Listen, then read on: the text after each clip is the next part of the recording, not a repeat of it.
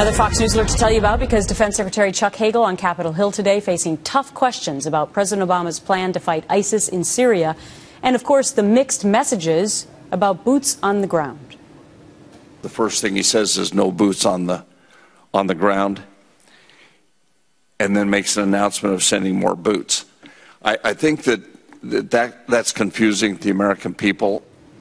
The chairman of the Armed Services Committee then going on to sketch out the current strategy against ISIS, saying the administration needs to do a better job explaining the president's plan to try and get Americans on board. Not only are your points right, I think, and I think the president agrees with what you've said, but most of the points are centerpieces and pillars of his strategy. Meantime, 3 generals and a former Secretary of Defense coming out to say it's a big mistake to take combat troops off the table. Armed Services Committee Chair Buck McKeon, who you just saw, is now my live guest. Great to see you, sir. Good to see you, Gretchen. Thank you. All right, so you said exactly what I just said in my take about 20 minutes ago in discussing this issue. The American public is darn confused, right? Well, I think so. There's a lot of things to be confused about. Well, did you get any more clarification today in your questions to Chuck Hagel? Not really. I was trying to get him to pass on to the president that it just doesn't sound right whenever he talks about going into action, the first thing he says is we're not going to have any boots on the ground. And then I'd like to announce we're sending 400 more troops to Iraq, or you know, whatever he has to go on to announce.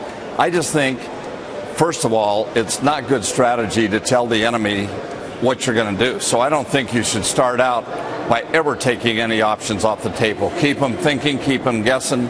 We shouldn't pre-let them know anything that we're planning. Yeah, well, but not only that, Congressman, is it also being disingenuous for the president to tell the American people, yeah, we're going to decimate ISIS, but then deep down know possibly that he really doesn't believe in that? Well, that's the real concern I have. I gave a speech last week and then a Q&A, and what I said is, you know, this president is probably going to go down in history as one of the weakest presidents we've had. He has a chance to resuscitate his presidency on this issue alone. I've traveled around the world. I just got back from the Middle East, went to the Pacific. Our allies, whenever they come here to visit, and when I go there to visit, they want to know, where's America? Are you going to be there? Are you going to do the things you say you're going to do? Right. Are you going to follow through? Well, and that makes it tough. We haven't shown that. It does make it tough. That's yet another point to talk about, because I would assume that it makes it tough to get allies on board when the strategy keeps changing.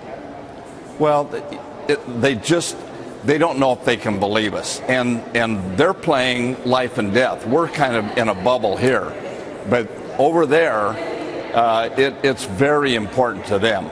I mean, you know, they cannot say they're going to do something because it gets turned against them. In Afghanistan, the Taliban go around telling people, look, they're going to be gone, and we're going to be here, and we'll cut your heads off.